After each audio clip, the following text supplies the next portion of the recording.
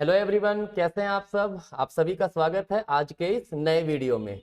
आज हम लोग डिस्कस करने वाले दो बड़ा ही इंपॉर्टेंट कंसेप्ट, एक है टैक्स बोयंसी, एक है टैक्स इलास्टिसिटी।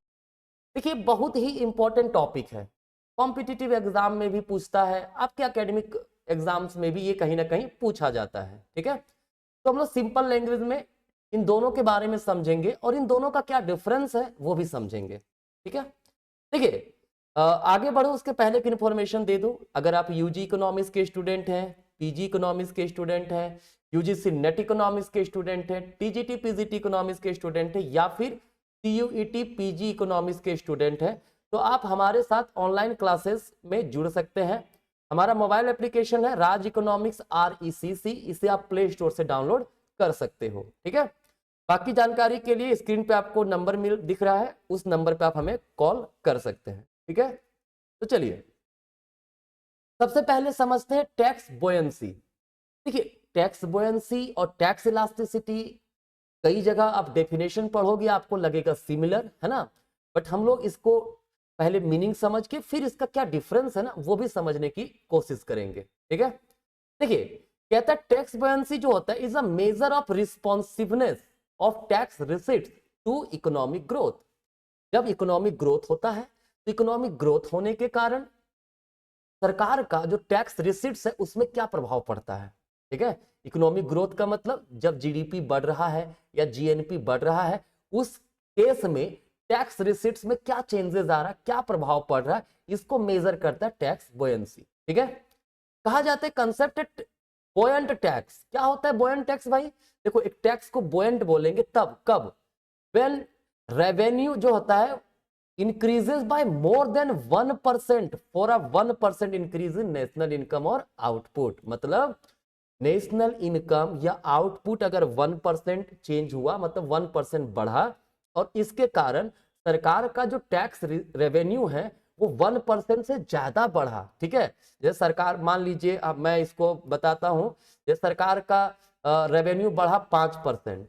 ठीक है, और जो हमारा जीडीपी था वो 2% बढ़ा है, तो कितना आ जाएगा 2.5, है ना, मतलब 2.5 टाइम्स टैक्स रेवेन्यू बढ़ा, और जो जीडीपी था वो हमारा कितना बढ़ा था, 2% बढ़ा था। ठीक है, तो इसको हम लोग बोलते हैं कि ये बोयंट टैक्स है। ठीक है, ध्यान रखिएगा मैंने क्या कहा कि जब जीडीपी में 2% का चेंजेस आया और 2% चेंजेस आने से गवर्नमेंट के लिए टैक्स रेवेन्यू 5% बढ़ा। ठीक है, दैट मींस 2.5 टाइम्स, है ना, तो इसको हम लोग बोलेंगे बोयंट टैक्स। क्लियर, मतलब जीडीपी के रेट से ज्यादा तेजी से क्या बढ़ा है, आपका बढ़ा है टैक्स रेवेन्यू।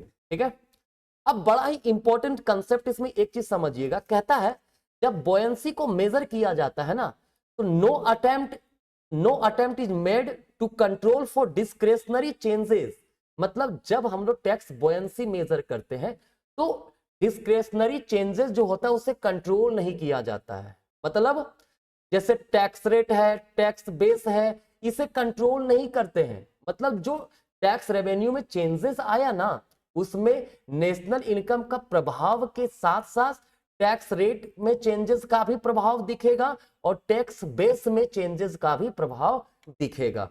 मतलब टैक्स बोयंसी जो होता है it is influenced not only by GDP but also tax rates and tax base, है ना, ये सब डिस्क्रेशनरी चेंजेस होता है। ठीक है, कॉन्सिक्वेंटली कहता है बोयंसी reflect both discretionary changes and automatic revenue growth. मतलब जो हमारा बोयंसी होता है वो क्या दिखाता है, वो दिखाता है एक तो जीडीपी के कारण रेवेन्यू जो ऑटोमेटिक चेंज हुआ वो भी दिखा रहा है, और डिस्क्रेशनरी चेंजेस को भी दिखा रहा है कि टैक्स रेट में चेंजेस हो गया, उसका क्या प्रभाव पड़ा। ठीक है, टैक्स बेस में चेंजेस हो गया, उसका भी प्रभाव दिखाएगा। इसमें ये सब जो डिस्क्रेशनरी चेंजेस है उससे कंट्रोल नहीं किया जाता है। ध्यान रखिएगा, बड़ा इंपॉर्टेंट कंसेप्ट है इसमें ये। ठीक है, फॉर्मूला क्या है भाई? देखिए, टैक्स बोयंसी का फॉर्मूला, सिंपल फॉर्मूला वही है, percentage change in tax revenue divided by percentage change in GDP. ठीक है, जैसे मान लीजिए टैक्स रेवेन्यू जो है वो 5% बढ़ा है और जीडीपी हमारा 4% से ग्रो किया है, मतलब 1.25 हमारा आया। ठीक है,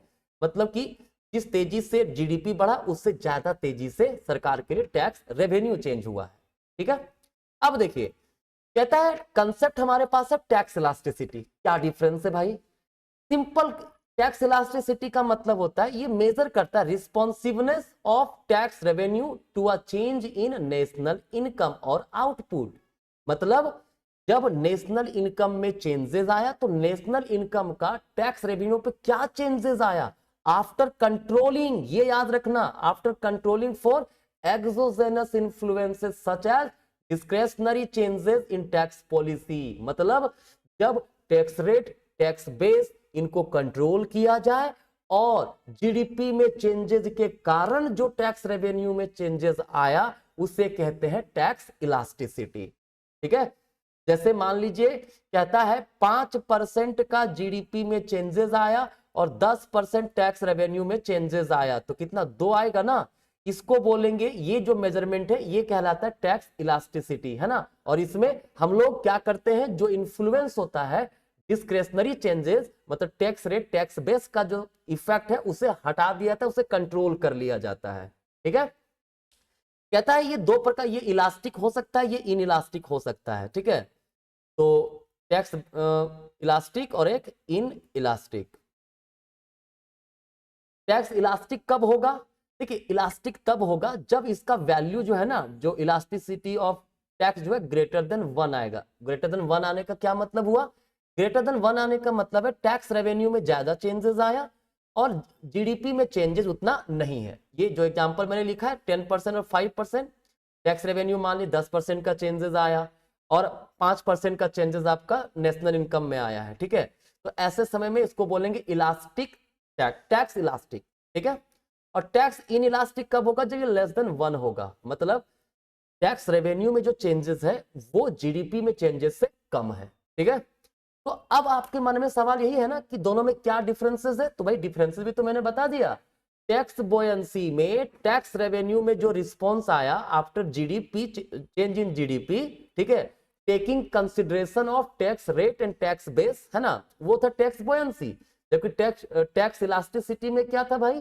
change in responsiveness in tax revenue due to change in national income after controlling discretionary changes, जैसे कि टैक्स रेट, टैक्स बेस। ठीक है, तो ये था सिंपल वे में टैक्स बोयंसी और टैक्स इलास्टिसिटी। मुझे उम्मीद है आपका कंसेप्ट क्लियर होगा। ठीक है, तो चलिए आगे बढ़ने से पहले फिर से मैं बता दूं, अगर आप ऑनलाइन क्लासेस ज्वाइन करना चाहते हैं देर मत कीजिए, अभी ज्वाइन कीजिए। कैसे? मोबाइल एप्लीकेशन डाउनलोड कीजिए प्ले स्टोर से, राज इकोनॉमिक्स RECC, है ना।